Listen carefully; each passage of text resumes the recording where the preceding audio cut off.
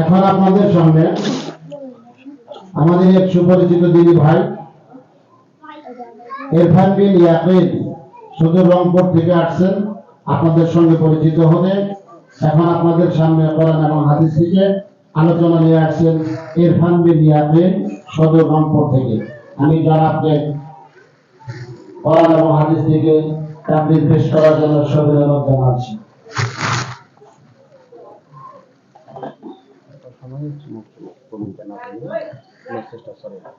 আসসালামু আলাইকুম ওয়া রাহমাতুল্লাহি ওয়া বারাকাতুহু। ওয়া আলাইকুম আসসালাম ওয়া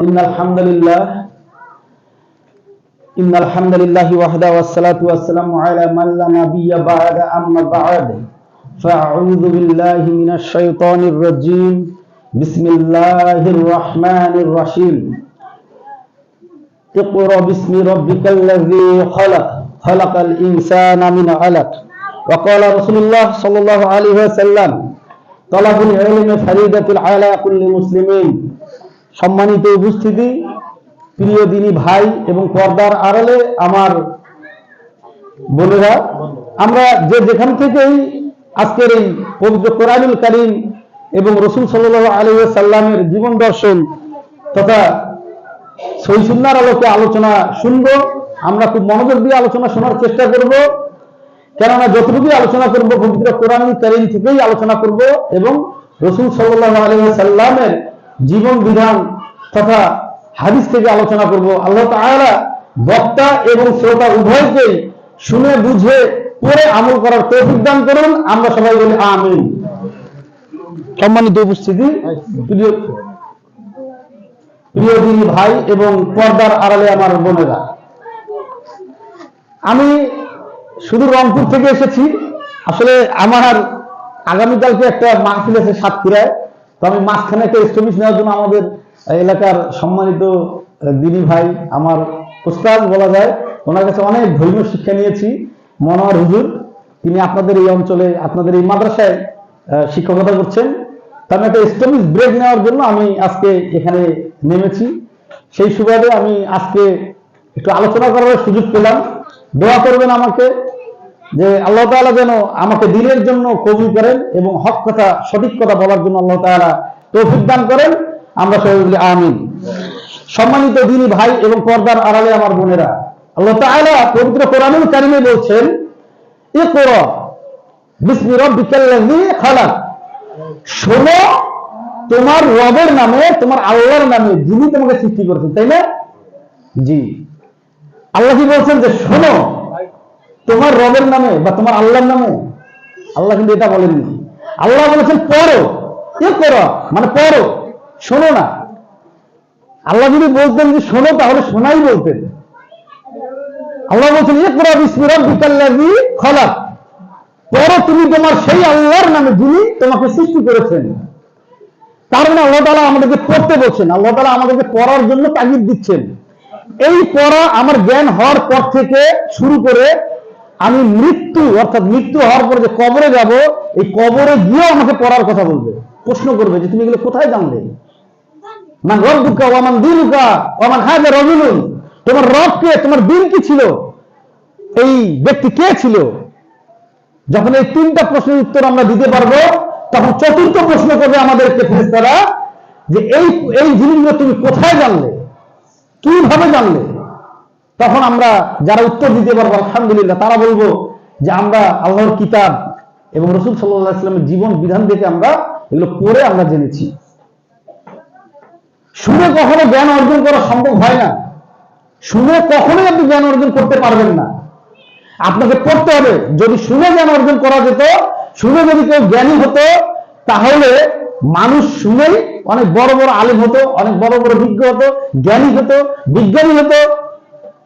কিন্তু শুনে আমল সম্ভব না, শুনে জ্ঞানী হওয়া সম্ভব না। আমরা ওয়াজ শুনি না ভাই? আমরা ওয়াজ শুনি, মোবাইলে শুনি। এই যে আজকে এসে শুনছি এখানে, শুধু শুনলেই আমার কাজ হবে না, আমাকে এই অনুযায়ী আমল করতে হবে, আমাকে পড়তে হবে। আজকে যে ইরফান নাকি রংপুর থেকে এসে একটা হাদিসের কথা বললো, এই যে বললো যে তালাবুল ইলমি ফরিদাতুন আলা কুল্লি মুসলিমিন, প্রত্যেক মুসলিমের উপরে ইলমের জ্ঞান অর্জন করা ফরজ। এটা আমি বলছি না, রাসূল সাল্লাল্লাহু আলাইহি ওয়াসাল্লাম বলছেন। আমি এই যে বললাম যে রাসূল সাল্লাল্লাহু আলাইহি ওয়াসাল্লাম আমাদেরকে বলে গেছেন সেই 1450-1500 বছর আগে যে প্রত্যেক মুসলিমের উপরে ইলমের জ্ঞান অর্জন করা ফরজ।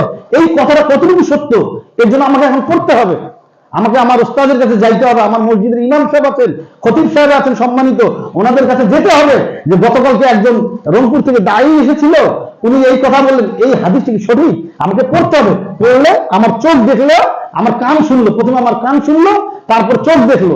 এখন আমি পড়লাম, আমি এই যে পড়ছি, আমার চোখ দেখলো, প্রথমে আমি শুনলাম, তারপর আমি চোখ দিয়ে দেখলাম, তারপর আমি জ্ঞান খাটালাম, আকল খাটালাম, আকল খাটিয়ে আমি জ্ঞান অর্জন করে সেই জ্ঞান আমি মানুষের মাঝে বিলিয়ে দিব। আল্লাহ তাআলা বলছেন সূরা মুলকের 23 নম্বর আয়াতে আল্লাহ তাআলা বলছেন, আউযু বিল্লাহি মিনাশ শাইতানির রাজীম, বিসমিল্লাহির রহমানির রহিম।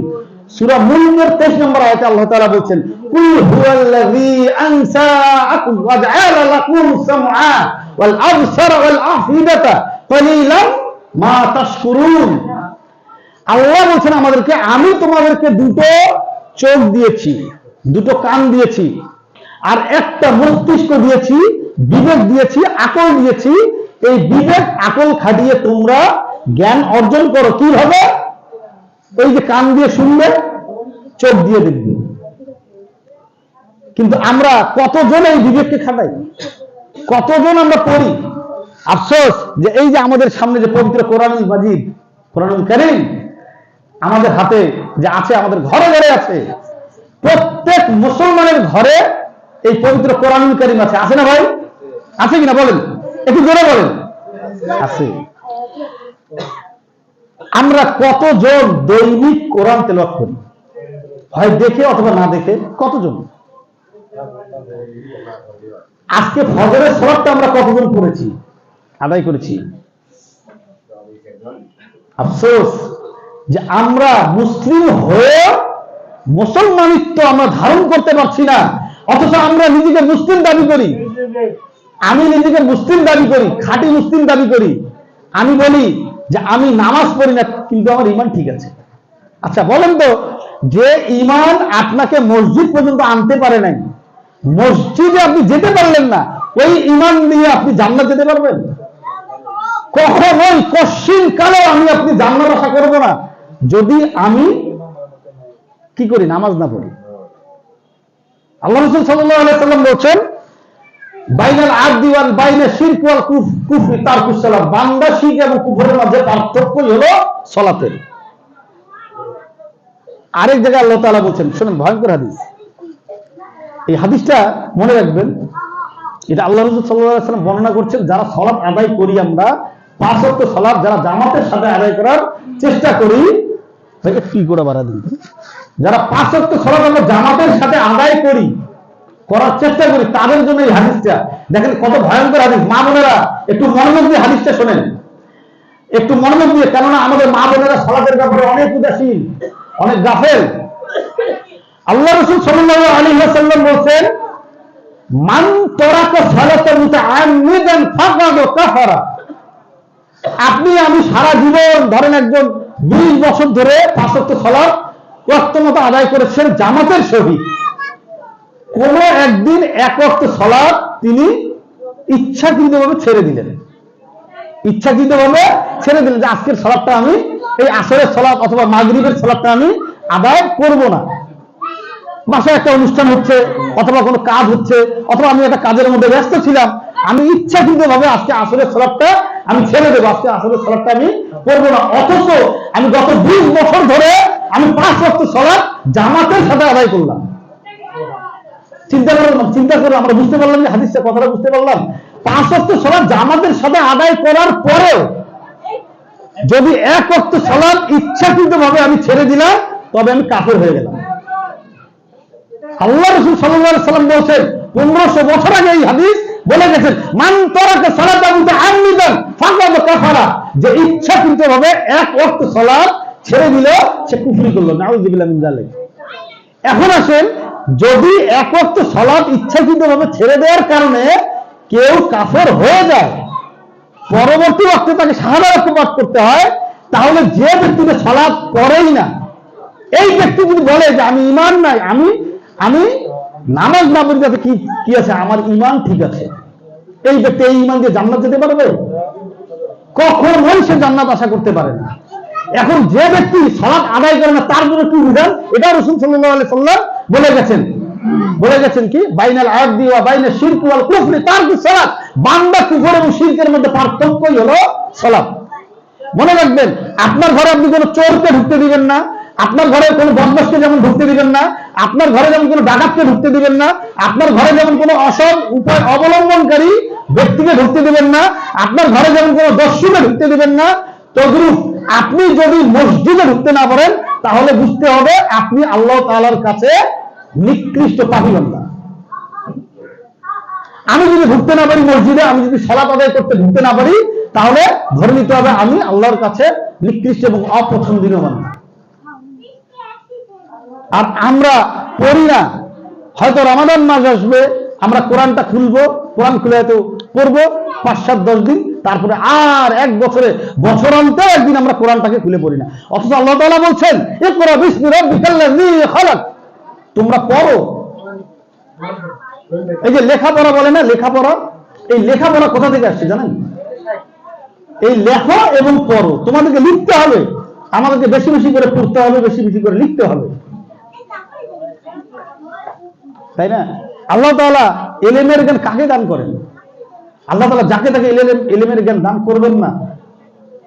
আল্লাহ তাআলা রাসূল সাল্লাল্লাহু আলাইহি ওয়াসাল্লাম বলেন ওমাই ইউরিদিল্লাহু বিখাইরান ইউফাক্কিহু ফিদ্দিন, আল্লাহ তাআলা যাকে পছন্দ করেন তাকে ইলমের জ্ঞান দান করেন। সুবহানাল্লাহ। তার মানে দেখেন, আমরা কি চাই না যে আমরা ইলমের জ্ঞান অন্বেষণ করি? আমাদেরকে ইলমের জ্ঞান অন্বেষণ করতে হবে। আমরা ইলমের জ্ঞান অন্বেষণ করি না। আমরা মনে করি আমার বয়স এখন 20, 25, 30, 40, 50, 60, 70, 80, 100 বছর, আমি কোরআন জানি না। এখন আমি মনে করছি যদি আমি এই বয়সে এসে বলি যে হুজুর সাহেব আমি তো কোরআন জানি না, আমার জন্য লজ্জা, হুজুর আমাকে লজ্জা দিবেন, ইমাম সাহেব আমাকে লজ্জা দিবেন, খতিব সাহেব আমাকে লজ্জা দিবেন, সি সি সি সি সি আপনার বয়স এত হয়ে গেছে, আপনি জেনারেল লাইনে অনেক পড়াশোনা করেছেন, আপনি অনেক ডিগ্রি অর্জন করেছেন, আপনি এত বড় একজন এমপি, এত বড় মন্ত্রী, এত বড় আপনি একজন মানুষ, আপনি এত বড় জেনারেল ডিগ্রিধারী, আপনি এত বড় চাকরি করেন, আপনি ম্যাজিস্ট্রেট, আপনি এসপি, আপনি ডিসি, আপনি এসপি, আপনি ডিসি, আপনি ব্যারিস্টার, আপনি বড় শিল্পপতি, আপনি সমাজের কাউন্সিলর মেম্বার, আপনি মনে করছেন আমি কোরআন জানি না, আমাকে ধিক্কার দিবে। যে ব্যক্তি আপনাকে ধিক্কার দিবে ওই ব্যক্তি কাল কিয়ামতের দিন ধরা খেয়ে বসে থাকবে, যদি আপনি তার কথা শুনে কোরআন থেকে দূরে থাকেন।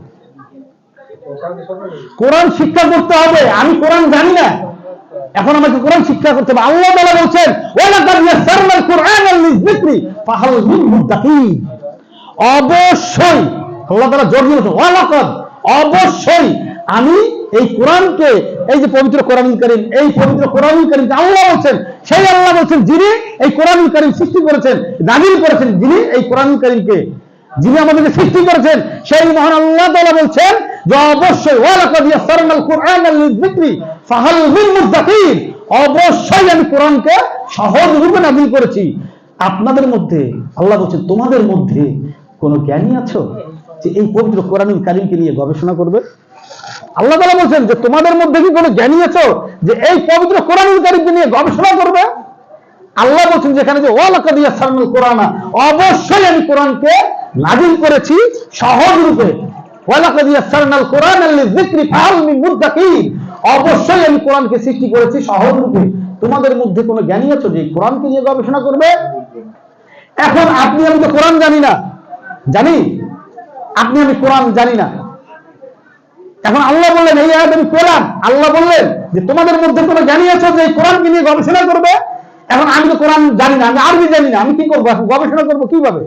আমি তো জানি না, আরবি জানি না। ওই যে লজ্জা, আমি জেনারেল লাইনে অনেক বড় ডিগ্রি অর্জন করেছি, আমি অনেক ভালো ভালো পড়াশোনা করেছি, আমি physics, chemistry, math, biology, zoology, botany, অর্থনীতি, রাষ্ট্রনীতি, অ্যাকাউন্টিং, ফিজিক্স, কেমিস্ট্রি, এগুলো আমি ভালো ভালো ডিগ্রি অর্জন করেছি, এগুলোতে এ প্লাস, গোল্ডেন এ প্লাস পেয়েছি, তাই না?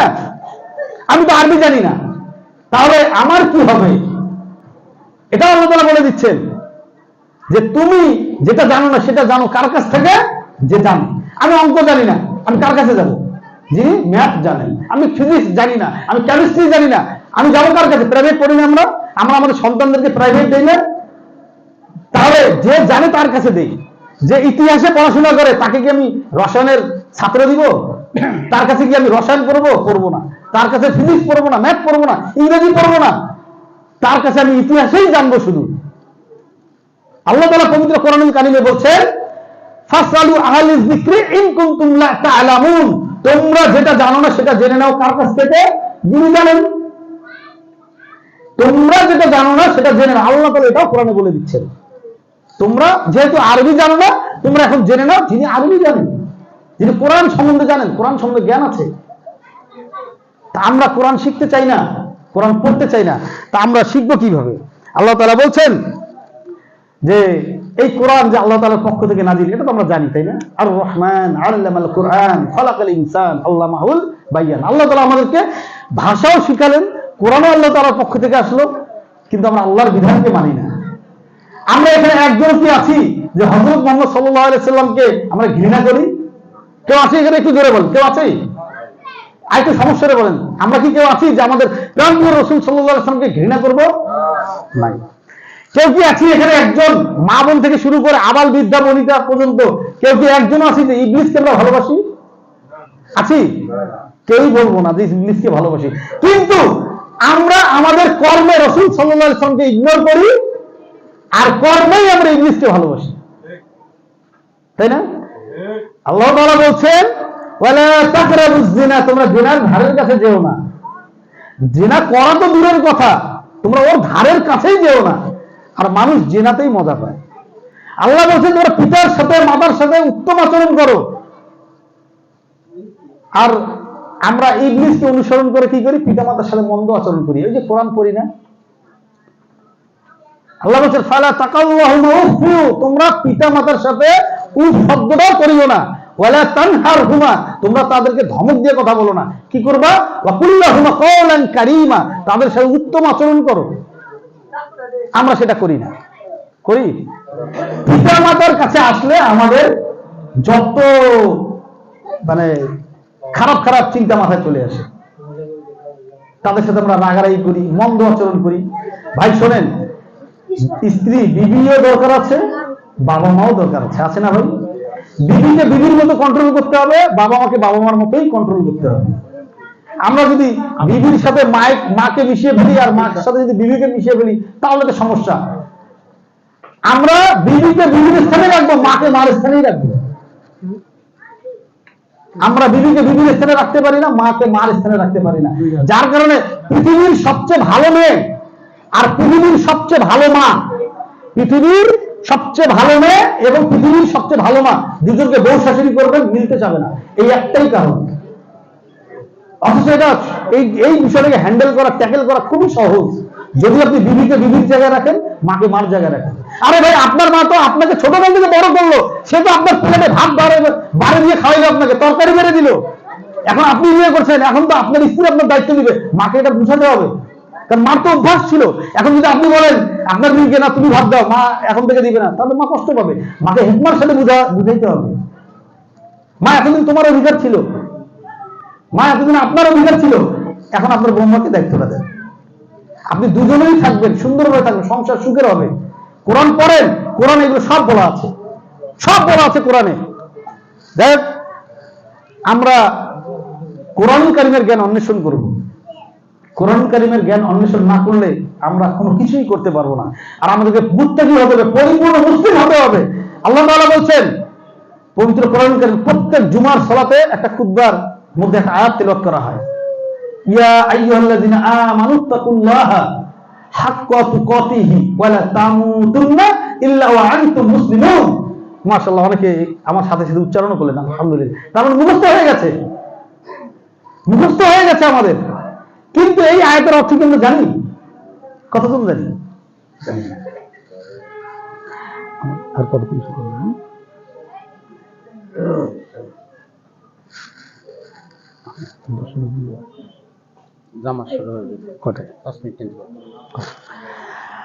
আল্লাহ তাআলা বলছেন এই আয়াতের অর্থ, এই আয়াতের অর্থটা কি? ইয়া আইয়ুহাল্লাযীনা আমানু, হে ঈমানদারগণ, যেহেতু তোমরা ঈমান এনে ফেলেছো, সেই আল্লাহ বলছেন যিনি কোরআন কারীম নাযিল করেছেন, হে ঈমানদারগণ, যেহেতু তোমরা ঈমান এনে ফেলেছো, তোমরা এখন আমি আল্লাহকে ভয় করো।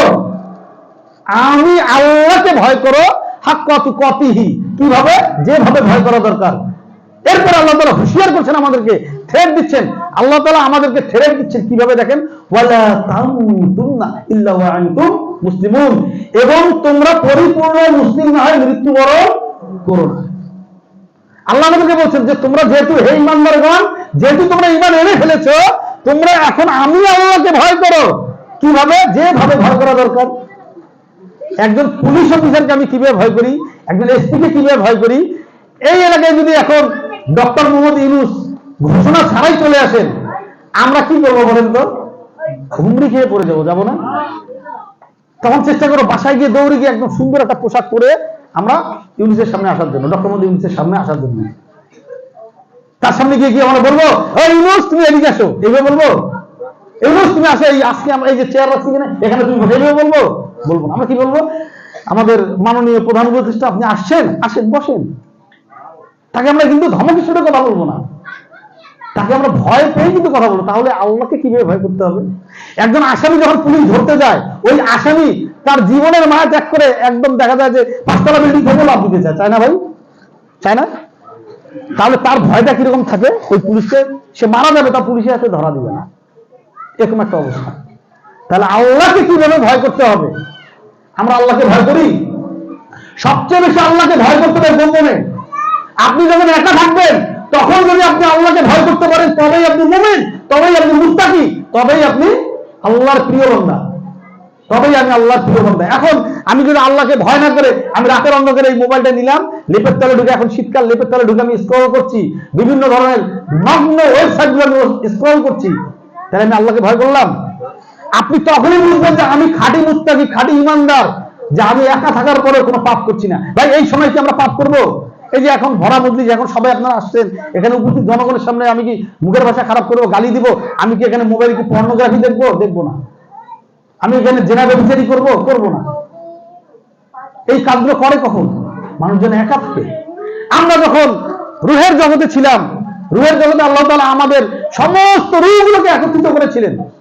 ইব্রাহিম আদম আলাইহিস সালাম থেকে শুরু করে, আমাদের পিতা আদম আলাইহিস সালাম থেকে শুরু করে কিয়ামতের আগ মুহূর্ত পর্যন্ত যে মানুষটার জন্ম হবে, এই মানুষের সমস্ত রূহগুলোকে এখানে ফিরআউন, নমরুদ, হারুন, কারুন, আবু জাহেল, আবু লাহাব, উতবা, সাহেবা, রাসূলুল্লাহ সাল্লাল্লাহু আলাইহি ওয়াসাল্লাম পর্যন্ত যত নবী রাসূল এসেছেন, এবং তারপর থেকে যত মানুষ আসবেন কিয়ামত পর্যন্ত, সমস্ত মানুষের রূহগুলোকে আল্লাহ তাআলা একত্রিত করে আমাদেরকে বলেছেন। সূরা আরাফের 172 নম্বর আয়াতে আল্লাহ তাআলা এই ঘোষণা দিচ্ছেন যে সমস্ত রূহগুলোকে আল্লাহ তাআলা একত্রিত করে বলেছিলেন, আলাস্তু বিরাব্বিকুম, আমি কি তোমাদের রব নই? আল্লাহ বলছেন যে আলাস্তু বিরাব্বিকুম, আমি কি তোমাদের রব নই? আমরা সমস্ত রূহগুলোকে বারজাকের জীবনে সমস্ত রূহগুলো একত্রিত হয়ে বলেছিলাম, বালা শাহিদিনা, হ্যাঁ আল্লাহ আপনি তো আমাদের রব, আল্লাহ ও আমাদের আল্লাহ, আপনি আমাদের রব, আপনি একমাত্র, আপনি আমাদের রব। যখনই আমরা এই ঘোষণা দিয়েছি, সাথে সাথে আমরা 6টি জিনিসের উপর আল্লাহ তাআলার বরত্বকে মেনে নিয়েছি। কি কি? বিস্তারিত ব্যাখ্যায় না যাই, আমি সংক্ষেপে বলে যাচ্ছি। 6টি স্থান কোথায় কোথায় দেখেন? আমার ব্যক্তিগত জীবনে আমি আল্লাহকে ভয় করব। আমি যা কিছু করবো আল্লাহ দেখছেন। আমি সুদ খাবো আল্লাহ দেখছেন, ঘুষ খাবো আল্লাহ দেখছেন, ইয়াবা খাবো আল্লাহ দেখছেন, ফেন্সিডিল খাবো, মদ, গাঁজা এগুলো খাবো আল্লাহ দেখছেন, জেনা করবো আল্লাহ দেখছেন, পিতা মাতার সাথে মন্দ আচরণ করবো আল্লাহ দেখছেন, রাতে অন্ধকারে আমি কম্বলের নিচে মাথা ঢুকিয়ে আমি মোবাইলে পর্নোগ্রাফি দেখছি, নাটক দেখছি, থিয়েটার দেখছি, আল্লাহ দেখছেন। এই ভয় যতক্ষণ পর্যন্ত আমার ভিতরে আসবে না, ততক্ষণ পর্যন্ত আমি মুনাফিক। ওই সাক্ষ্যের কারণে যখন আমি বলেছি বালা শাহিদিন, আল্লাহ আপনি তো আমাদের রব। কেননা মুনাফিকের লক্ষণ 3টি, আয়াতুল মুনাফিকিন সালাসুন, মুনাফিকের লক্ষণ 3টি। 1 নম্বর, ইজা হাদাসা কাযাবা, ওয়া ইজা ওয়াদা আখলাফা, ওয়া ইজা তুমিনা খানা। কথা বললে মিথ্যা বলবে, ওয়াদা করলে ওয়াদার বরখলাফ করবে, আমানত রাখলে আমানতের খেয়ানত করবে। আল্লাহ আপনাকে আমাকে হয়তো বললাম সূরা মুলকে 23 নম্বর আয়াতে, চোখ দিয়েছেন আমাদেরকে আমানত, কান দিয়েছেন আমানত, মস্তিষ্ক দিয়েছেন আমানত। এই আমানতের খেয়ানত করলেই আমরা মুনাফিক হয়ে যাব, আমরা মুনাফিক হয়ে যাব। আর মুনাফিকের স্তর সর্বনিম্ন স্তরে জাহান্নামে, যেখানে কাফেরদের স্তর থাকবে মধ্যবর্তী স্তরে, মুনাফিকের স্তর থাকবে সর্বনিম্ন, জাহান্নামের সর্বনিম্ন স্তরে থাকবে মুনাফিক। যদি আপনি আমি মিথ্যা কথা বলি, ওয়াদার বরখলাফ করি, আমি যদি আমানতের খেয়ানত করি, আমরা তো বোনের হক মেরে খাই, ভাইয়ের হক মেরে খাই, দিতে চাই না। বোনের সম্পদ আমার কাছে, ভাইয়ের সম্পদ আমার কাছে, আমরা দিতে চাই না। তাহলে আমার ব্যক্তিগত জীবনে আমাকে আল্লাহকে ভয় করতে হবে, আমার পারিবারিক জীবনে আমাকে ইসলামাইজ করতে হবে আমার পরিবারকে। আমার বিবি বাচ্চা যদি, আমার স্ত্রী, আমার কন্যা, আমার মা, আমার বোন যদি বেপরদায় ঘুরে বেড়ায়, আমি দায়ুস। আল্লাহ রাসূল সাল্লাল্লাহু আলাইহি সাল্লাম বলেছেন, আর দায়ুস লা ইয়াদখুলুল জান্নাত, দায়ুস কখনো জান্নাতে যাবে না। যদি আমার মা বোনেরা বেপরদায় ঘোরে আর তাদের স্বামীরা যদি এই বেপরদায় ঘোরার কারণে কোনো বাধা প্রদান না করে, তাহলে ওই স্বামীকে ওই মা এবং বোন দায়ুস বানিয়ে ফেললো, আর দায়ুস কখনো জান্নাতে যাবে না। তারপরে 3 নম্বর, সামাজিক জীবনে আল্লাহর বর্তমান দেবে। 4 নম্বর, আমার রাষ্ট্রীয় জীবনে আল্লাহর বর্তকে মেনে নিতে হবে। 5 নম্বর, আন্তর্জাতিক জীবনে আল্লাহর বর্তকে মেনে নিতে হবে। এই 6 নম্বর যেটা বলবো এটা খুব কঠিন, এই 5টা মানা সম্ভব, 6 নম্বরটা মানা খুব কঠিন। আমার অর্থনৈতিক জীবনে আমার আয় উপার্জন থাকতে হবে আল্লাহকে ভয় করে, এটা মানা খুবই কঠিন। আমরা একটু মাসলা ঘুরিয়ে হারামকে হালাল বলে ফেলি। আল্লাহ তাআলা আমাদেরকে বোঝার তৌফিক দান করুন, এবং আল্লাহ তাআলা আমাদের সবাইকে পবিত্র কোরআনুল কারীম পড়ে, রাসূল সাল্লাল্লাহু আলাইহি ওয়াসাল্লামের জীবন বিধান, হাদিস, এগুলো পড়ে আমাদেরকে জ্ঞান অন্বেষণ করে মানুষের মাঝে বিলানোর তৌফিক দান করুন। আমরা সবাই বলি আমিন। কেননা রাসূল সাল্লাল্লাহু আলাইহি ওয়াসাল্লাম বলেছেন, খায়রুকুম মান তাআল্লামাল কুরআনা ওয়া আল্লামা, যে নিজে কোরআন শিখলো এবং অপরকে কোরআন শিক্ষা করালো, এই মানুষ হলো যে শিক্ষা করালো, নিজে শেখার পরে অপরকে শিখালো, ইনি হলো সর্বোত্তম। আল্লাহ তাআলা আমাদেরকে বুঝে শুনে আমল করার তৌফিক দান করুন। আমরা সবাই বলি আমিন। প্রিয় দিনী ভাইয়েরা, আমি আপনাদেরকে একটু আমার পরিচয় দিতে যাচ্ছি, যে আমি আসলে কোনো মাদ্রাসার ছাত্র না। আমি একটা মেসেজ দিব আপনাদেরকে সংক্ষিপ্ত 1 মিনিটের মধ্যে, যে আমার বয়স এখন আলহামদুলিল্লাহ 43 চলছে। আমি 40 বছর বয়স পর্যন্ত এই কোরআন কারীমটা খুলে কখনো পড়িনি। এই কোরআন কারীম 40 বছর পর্যন্ত খুলে পড়িনি। আমি 23 সালে, হয় 22 সালের শেষের দিকে অথবা 23 সালে আমি কোরআন পড়া শুরু করেছি। আমি হেফজ করছি আলহামদুলিল্লাহ। আমি এখন একটা মাদ্রাসার সাথে জড়িত, ওই মাদ্রাসায় পড়তে গিয়ে পড়াতে গিয়ে আমি নিজে এখন শিক্ষক হয়ে গেছি আলহামদুলিল্লাহ। এখন আল্লাহ তাআলা আমাকে দিনের এই 2 বছর 3 বছরের মধ্যে আল্লাহ তাআলা আমাকে বিভিন্ন মসজিদে, গত শুক্রবারে আমি নারায়ণগঞ্জে এসে খুতবা দিয়ে গেছি আলহামদুলিল্লাহ। তো আমাদের মনোহর হুজুর আমাকে ব্যবস্থা করে দিয়েছিলেন। আমার এলাকায় আমি প্রত্যেক জুমা ইনশাআল্লাহ আল্লাহর রহমতে খুতবা দেই। তো আমাকে দোয়া করবেন যেন আমি হকের পথে থাকি। আর আমি একটা মেসেজ দেই, আমি ছিলাম মাজার পূজারী হানাফি। আমার বাসায় নিয়ম করে মিলাদ পড়ানো হতো। আমি সেই কন্ডিশনে যাচ্ছি না। ইমাম আবু হানিফা রাহিমাহুল্লাহ বলছেন, ইজা সাহাল হাদিস ফাহুয়া মাযহাব, যেখানে সহিহা দেখবে ওটাই হলো আমার মাযহাব। তো আমি সহিহা দেখছি, সহি আকীদায় আমি মানার চেষ্টা করছি, কোরআন হাদিসে যেটা পাই আমি ওটাই মানার চেষ্টা করছি। আমাকে দোয়া করবেন। দেশের বিভিন্ন প্রান্তরে মাহফিলের জন্য ডাক পাচ্ছি, আল্লাহ তাআলা আমাকে যাওয়ার তৌফিক দান করেছেন এবং যাচ্ছি। আল্লাহ তাআলা যেন আমাকে হকের পথে রাখেন, এবং নফস যেন আল্লাহ তাআলা আমাকে যেন আমি কলুষিত না করি, এবং লোভ লালসার দিকে যেন ঝুঁকে না যাই। আমাকে দোয়া করবেন, আমি যেন কোরআন এবং হাদিসের কথাগুলো সঠিকভাবে মানুষের কাছে উপস্থাপন করতে পারি, এবং সর্বোপরি নিজে যেন আমল করতে পারি। সেই সাথে আমি আল্লাহর কাছে দোয়া করব যে আজকে যতটুকু আলোচনা হলো এগুলো যদি কোরআন হাদিসের সাথে মিলে যায়, আমি নিজে বক্তা এবং শ্রোতা উভয়কে যেন আল্লাহ তাআলা আমল করার তৌফিক দান করেন। আমরা সবাই বলি আমিন। আসসালামু আলাইকুম ওয়া রাহমাতুল্লাহি ওয়া বারাকাতুহু।